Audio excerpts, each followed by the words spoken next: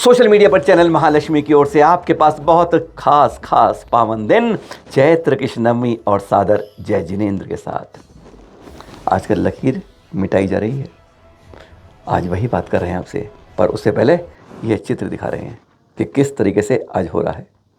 एक तरफ मंदिर भी बने हुए हैं, उन्हें पुजारी पूजा करते हैं और जैन समाज के लिए बाहर नुमाइश में प्रतिमाएं लगती हैं। एक नुमाइश हो रही है हमारे जैन तीर्थ में प्रतिमाओं की, जहाँ पर सड़क पर कभी रखी नहीं जाती, चौराहे पर रखी नहीं जाती है, जहाँ औरों के वो मंदिर में, और हमारी एक मास्टरपीस शो पीस बन के दिखा रहे हैं। BSF अकादमी मध्य प्रदेश ग्वालियर के टेकनपुर की ये है, ट्रेनिंग सेंटर है बॉर्डर सिक्योरिटी फोर्स का, आर्मी का, जहाँ दरवाजे से पहले चतुर्मुखी बहुत सुंदर प्रतिमाएं वहाँ पर है।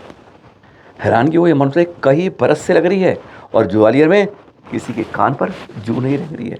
सिंधिया स्कूल में जो मंदिर को बदल दिया गया है वह तो मालूम है, लेकिन यहाँ पर इस तरह अवमानना हो रही है हमारी प्रतिमा की, इसकी कोई आज इसलिए बता रहे हैं हमारी लकीर छोटी हो रही है। क्लोजअप करके दिखाते हैं। जो बाहर BS अकादमी लिखा हुआ है उस एक्रेलिक लेटर के पीछे आपको एक चतुर्मुखी प्रतिमा साफ दिख रही होगी। हमने कई बार कोशिश की और फिर हम कंसर्न अधिकारी तक पहुंच गए वहाँ पर, और जब बात की उन्होंने कहा हाँ हमारे यहाँ मंदिर हैं कई सारे, इस अकादमी में कई मंदिर हैं, उनमें पुजारी रखे हैं बाकायदा पूजा करने के लिए, पर जैन प्रतिमा को बाहर शोपीस के रूप में है। कब से इतिहास नहीं है, हमने इस बारे में जानकारी जाते हैं, उन्होंने कहा लेटर लिखना, आप लिखेंगे, लेटर लिख रही है चैनल महालक्ष्मी टीम, पर उससे पहले किस तरह से दुर्दशा हो रही है, अवमानना हो रही है। आज के दिन जब कहते हैं मंदिरों में घंटियाँ बज रही हैं, दीपक जल रहे हैं, बख्तामर हो रहे हैं, अरे हर जगह कुछ ना कुछ विधान हो रहे हैं, पर आज के दिन आपको यह दिखा रहे हैं। और क्या कहा उन्होंने, ज़रा उस पदाधिकारी ने नाम नहीं बताया, पर जो बात हुई वह सुन लीजिए आप ज़रा, कि किस तरीके से आज हमारी प्रतिमाओं का निरादर हो रहा है, वह भी मध्य प्रदेश जैनों के गढ़ में। सुनिए जरा। मैं अब 2 साल से हूँ। तो 2 साल का इतिहास है, 2 साल से पहले ही है, मतलब 2 साल से तो पहले की ही है। और दूसरा उस पर रोज सफाई होती है, क्या करते हैं उसकी सफाई, कैसे करते हैं उसकी? हमारे जवान सारे हर जगह पे इसकी डेली साफ करते हैं, उसमें मूर्ति जो भी चीजें लगी हैं पूरे हमारे अकेडमी में उसका जी जी ठीक है। तो उसकी सफाई हो जाती है, मतलब रोज सफाई कर देते हैं उसकी? हाँ सफाई तो होती है, सफाई होती है, उसकी पूजा वूजा कुछ नहीं होती है? हाँ देखो पूजा वगैरह तो कुछ नहीं होती होगी, ये तो जो है ना एज ए जो है एक जो बोलते पुरानी मूर्तियों के तौर पर ही लगी हुई। ऐसी कई मूर्ति लगी है आपके यहाँ? ऐसी तो मेरी नॉलेज में तो बहुत ज्यादा नहीं है, जैसे आपने बताया दोनों गेटों के ऊपर है पुराने, क्योंकि अकेडमी बहुत पुरानी है तो इसमें जो है क्या लगा हुआ इसके बारे में मुझे भी मालूम नहीं है। नहीं, अंदाजा कितनी और भी मूर्तियां हैं, मतलब एक ही मूर्ति आपकी इस तरह की और भी हैं? क्योंकि मुझे सुना है कि शंकर जी की मूर्ति भी है वहाँ पर एक। नहीं फिर मेरे को इसका भी आइडिया नहीं, क्योंकि अब आप बोल रहे हैं तो कोई कारण क्या, सिर्फ ले रहा हूँ भाई साहब, अगर वहाँ पे पूजा नहीं होती है तो ठीक है, पूजा होती है तो कौन करता है, कैसे करता है, ये जानकारी लेनी है। समाज वाले कुछ पूछ रहे थे हमसे। नहीं देखो हमारे यहाँ पे जो मंदिर है, मंदिरों में हमारे पुजारी होते हैं। मंदिर में पुजारी है, पर बाहर लग रही है वो तो है। हाँ मंदिर में पुजारी है, और जो बाहर लगी है वो हमारी, उसमें पूजा नहीं होती है, लेकिन उसकी साफ सफाई चलती रहती है लोग। उसकी वैसी रहती है, मतलब उसकी पूजा नहीं करते हैं हम। उसके जवान आते हैं जो सफाई कर देते हैं, हाथ पैर मतलब जो कपड़े पहुँच दिया उसको, हाँ कपड़े से पहुँच जो ये हो जाता है उसमें, मतलब मतलब उसमें ये करते हैं उसमें। और जो अंदर आपके मंदिर में है उनकी पुजारी पूजा करता है। हाँ जो मंदिर में लगी हुई है जो भी भगवान की मूर्तियाँ हैं सबकी, वो तो चलो वो तो प्रॉपर मंदिर है तो वहाँ पे होती है, बाहर तो हाँ उसमें प्रॉपर मंदिर में तो, पर उसमें प्रॉपर मंदिर में जैन की कोई प्रतिमा नहीं है वहाँ पर। वैसा तो देखिए हमारे लिए तो सारे धर्म बराबर है। बिल्कुल बिल्कुल बिल्कुल, ठीक है, नहीं तो वो कोई ऐसा इशू नहीं है जी। हमें ये जो आप बोल भी रहे हैं तो हो सकता है कि आपकी नॉलेज में आया हो कि ये जैन भगवान की मूर्ति है, पर हमारी नॉलेज में है कि ये सिंपल जैसे कि पुरानी मूर्ति है उस हिसाब से ये मूर्ति लगी। अच्छा, मतलब उसमें आपके अनुसार, हाँ ठीक है, मतलब मैं कह रहा हूँ जैन की है, लेकिन आपके अनुसार वो जैन की नहीं है, एक नॉर्मल एंशिएंट आप कर सकते हैं, कोई चीज है। एंशिएंट जो है आर्टिफैक्ट्स लगे हुए हैं। हाँ आर्टिफैक्ट लगे हैं, मतलब के मास्टरपीस लगे, आर्टिफैक्ट कर सकते हैं, कुछ भी कह सकते हैं उसे, उस रूप में उसको रखा गया है। उसमें रखा गया, अगर भगवान का हो तो फिर तो करना ही करना है, फिर तो अब वही कहने, मतलब हमारे अनुसार वो तीर्थंकर है, हमारे भगवान हम पूछते हैं, हम वहाँ पूजा नहीं जा रहा है, इसलिए आपसे मैं कह रहा हूँ, ये बात कर रहा हूँ, और मैं आपको इसके प्रॉपर लेटर भेज रहा हूँ आपके पास, तो चाहूंगा मुझे उचित जवाब उसका मिल जाए। मिल जाएगा, आपका भेज दीजिए। ठीक है। आज हर साधु चिंतित है। झालना में जम्मू प्रसाद जी तीसरे कमेटी के अध्यक्ष गए हुए हैं, वहीं से मालूम चला कि आज उन्होंने साफ इस बारे में स्पष्ट बात कहा कि आज हमें छोटा करने की कोशिश हो रही है, और मुनि सुधार सागर जी कहते हैं आज हर कोई अपने को प्राचीन बनाने में, इतिहास बनाने में लगा हुआ है। आज हमें आदिनाथ भगवान को मंदिरों तक सीमित नहीं रखना है। तरुण सागर जी ने एक बार कहा था ना, वो इसलिए नहीं कि मंदिरों की सलाखों के पीछे जो अपने बैन कैद करते हैं ना, बाहर ताला लगा रखते हैं, अब वह नहीं, उन्हें हमें जनमानस में, जैनों में नहीं, जनमानस में लाना होगा, अपनी पहचान वजूद को, क्योंकि सरकार ने निचोड़ निचोड़ निचोड़ के हमें केवल महावीर स्वामी तक टिका दिया है। अब आगे की लकीर को खुद बढ़ाना होगा। एक एक करके आपको नेमिनाथ तक लेकर, पारस प्रभु से नेमिनाथ, नेमी से मुनीश्वर से चंदा प्रभु से लेकर आदिनाथ तक पहुंचना होगा। बहुत मेहनत की कसरत होगी अपने इतिहास को बचाने की, संस्कृति को उस जगह पहुंचाने। सुनिए जरा मुनि पंगुसुरा जी ने क्या कहा है आज के लिए। आज होड़ लग गई है कौन कितना प्राचीन है, तो हम लोग महावीर तक दौड़ पाए। लेकिन आज आदिनाथ की जो जयंती है, आदिनाथ का झंडा लेकर, आदिनाथ का बैनर लेकर, आदिनाथ का नारा लेकर के सारी जन समाज को इतना दौड़ना है, इतना दौड़ना है कि भारत की सीमा पार करके विदेश तक दौड़ना है। क्योंकि आज हमारे पास इतनी बड़ी शक्ति है, इतना बड़ा इतिहास है, और हम अर्वाचीन सिद्ध होते जा रहे हैं। इसके लिए जहां जहां विशेष अतिशयकारी मूर्तियां हैं आदिनाथ भगवान की, वहां पर तो महोत्सव करो अपने कल्याण के लिए, और आदिनाथ जयंती को एक बाजार का, एक चौराहे का, एक जनमानस के बीच में भी उसको लाओ। पर अभी इंदौर के अंदर हमारे महाराज प्रमाण सागर जी महाराज के सामने मुख्यमंत्री आए थे, उस समय उनसे चर्चा हुई तो उन्होंने भी आश्वासन दिया कि आदिनाथ जयंती की छुट्टी की अपेक्षा उस दिन प्रत्येक स्कूल में आदिनाथ जयंती का कार्यक्रम होना चाहिए, जिससे लोग बच्चे पता चले। तो आज थोड़ी सी आवाज उठाई तो आज अपने मंदिरों से आदिनाथ निकल करके, आज मंदिरों से अपना इतिहास निकल करके समाज के बीच में आया, और समाज के बीच में से निकल करके सरकार के बीच तक पहुंचा है।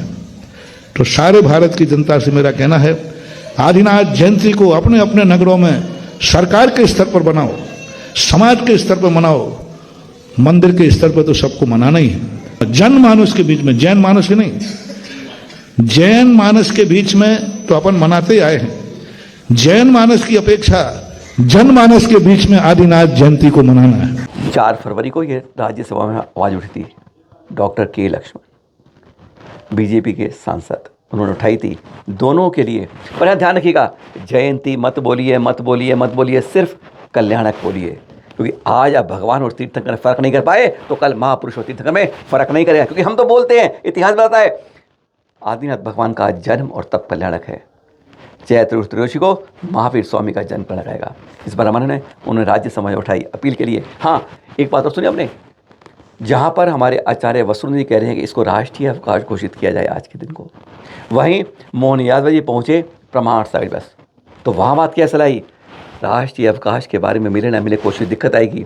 आप इस दिन यह करिए कि जिस दिन ये आता है उस दिन पूरे क्षेत्र के स्कूलों में, कॉलेजों के अंदर इसके विभिन्न तरह के आयोजन किए जाएं। वह पहचान जो बनेगी, जिंदा पहचान, नींव से बनेगी, जो आगे तक काम आएगी। काम अच्छा लगता है, सुझाव अच्छा। पर हाँ, राज्यसभा क्या गया वह सुन लीजिए आप। क्या कहा बीजेपी सांसद ने अपने आदिनाथ और महावीर स्वामी के जन्म कल्याण के लिए। Deputy Chairman sir, for giving this opportunity to raise the issue on the most sentimental and emotive issue pertaining to not only to the Jain community but the entire the peace lovers of this country. Jain धर्म के पहले तीर्थंकर का नाम ऋषदेव था, भगवान ऋषदेव था। उन्हें आदिनाथ भी कहा जाता है। भगवान ऋषदेव अष्टपद पर्वत माने कैलाश पर्वत से मोक्ष की प्राप्त की थी। जैन धर्म के 24 तीर्थंकरों में 5 का जन्म पवित्र अयोध्या में हुआ था।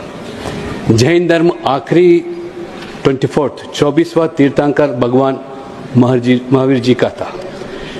तीर्थंकर जो होते हैं, जो संसार और सागर, जन्म मरण के चक्र से मोक्ष तक मार्ग का वो दिखाते हैं।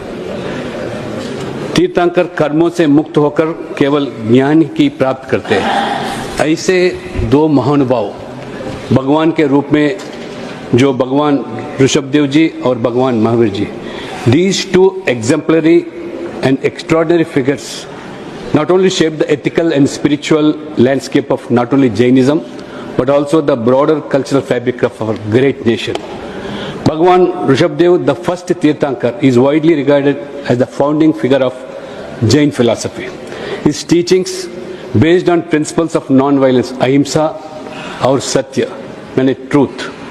Bhagwan Mahavirji, the 24th Tirthankar, further refined and deepened these integral to the path of spiritual enlightenment and peace. His life and teachings have cutting across the religious boundaries, offering universal values that are relevant to all the humanity.